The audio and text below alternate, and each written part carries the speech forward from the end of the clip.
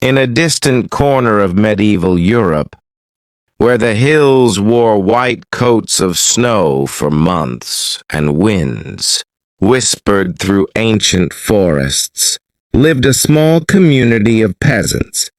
These were not lords or warriors, but simple people who farmed, raised animals, and prepared for the coldest nights with quiet determination. Winter was not just a season here, it was an opponent to be respected and endured. Without electric heaters, running water, or thick insulation, they relied on age-old wisdom, the strength of community, and the slow rhythm of nature. When snow began to fall, life changed. Paths vanished, and the sun barely peeked through the sky. Fires became the center of everything: cooking, heat, light, and even conversation. There were no clocks, no schedules, just the needs of the body and the stubborn will to survive another cold night. At the edge of a frozen valley lived Martin, a gray-bearded peasant in his late 60s. His wife Eleanor, gentle and clever, ran the household with quiet care. They lived with their 2 grandchildren, their old dog Bristle, and a few chickens that now laid eggs only when the sun remembered to rise. Their house was made of mud and timber, its roof thick with straw and moss to trap warmth. There was only one room for everything: sleeping, cooking, living, storing tools, and sheltering animals during storms. The heart of the house was a clay hearth that crackled with firewood Martin had gathered from the woods. During winter, that fire was life itself. Around it, stories were told, meals were shared, and cold fingers thawed. Outside the door, the world was silent and white. Inside, warmth and breath reminded them that they were alive. In the months leading to winter, preparation was a constant task. Martin would spend hours chopping wood in the forest, stacking it in neat piles under animal hides to keep it dry. Eleanor preserved vegetables, dried herbs, and sewed patches on every cloak and blanket. The children helped stuff fresh straw into sleeping sacks and gathered sticks for kindling. Their lives followed nature's timetable, and winter offered no forgiveness to the unprepared. As snow began to fall, the firewood was guarded like treasure. They rationed every log carefully, making sure there would be enough to last through deep snow, when even walking to the forest would be impossible.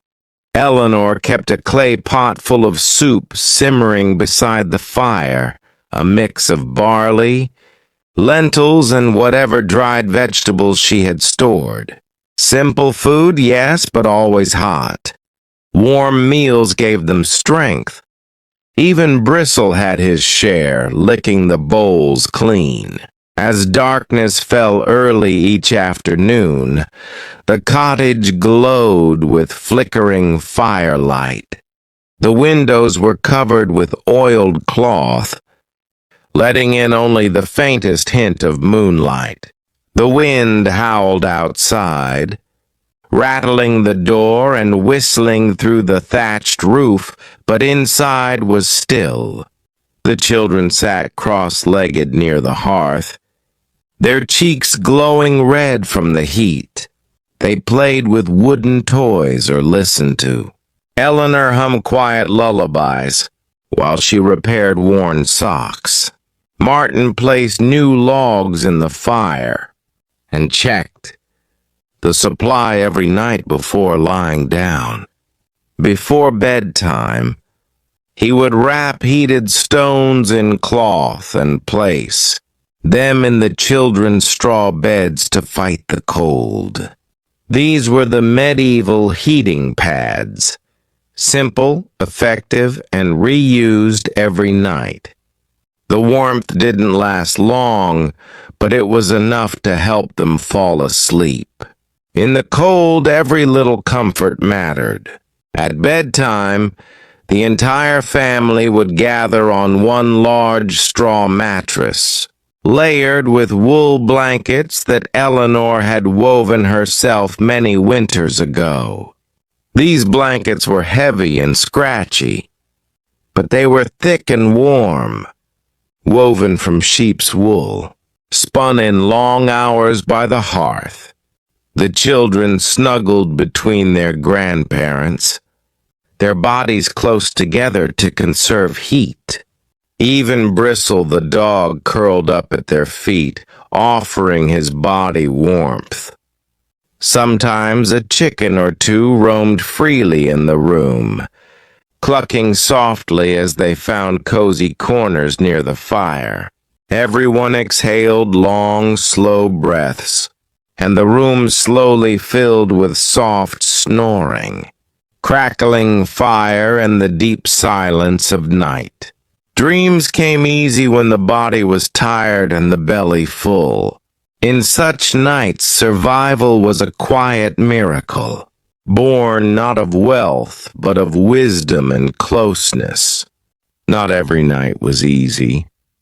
There were nights when the fire burned low, when snow slipped in through the cracks, and when wind screamed through the valley like a ghost. On such nights, Martin had to wake up before dawn, feed the fire with frozen hands, and add more straw to the beds. The children would stir in their sleep, shivering slightly but never truly waking. Eleanor would sometimes wake as well, placing her hand on the children's foreheads, checking for fever or cold sweats. Illness was a dangerous visitor during winter. There were no doctors nearby, no warm hospitals, and no medicine beyond herbs and prayers.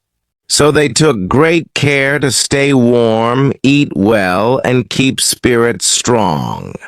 Martin often whispered, "Cold is patient, it waits for the careless."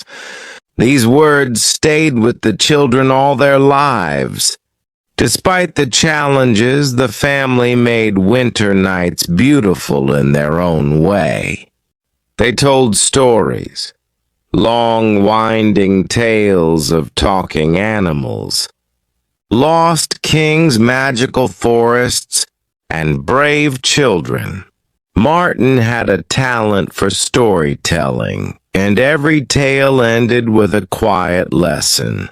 Eleanor sometimes recited old songs in a soft voice, her words like warm tea for the soul.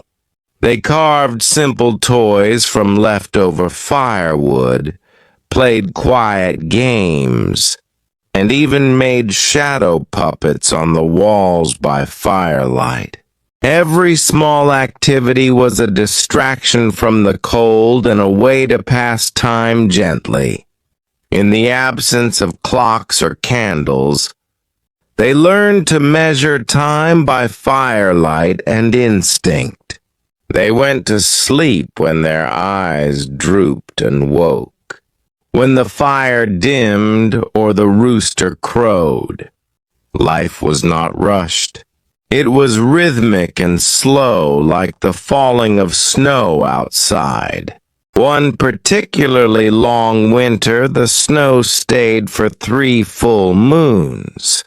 The roads disappeared, food became scarce, and the family had to make tough choices. But they never lost hope. Eleanor made soup out of boiled roots and dried nettles. Martin bartered firewood for milk from a neighbor. The children learned to be strong, to appreciate every warm spoon of food, and to thank the fire every night before sleep. In these times, they discovered what truly mattered: Not riches, but warmth. Not silence, but safety. Not many rooms, but one shared space full of love. When spring finally arrived, the sun melted the snow.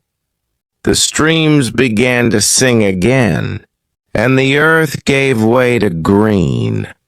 But even years later, the children, grown and scattered, would always remember those coldest nights. Because they didn't just survive, they endured together with heart and story and fire.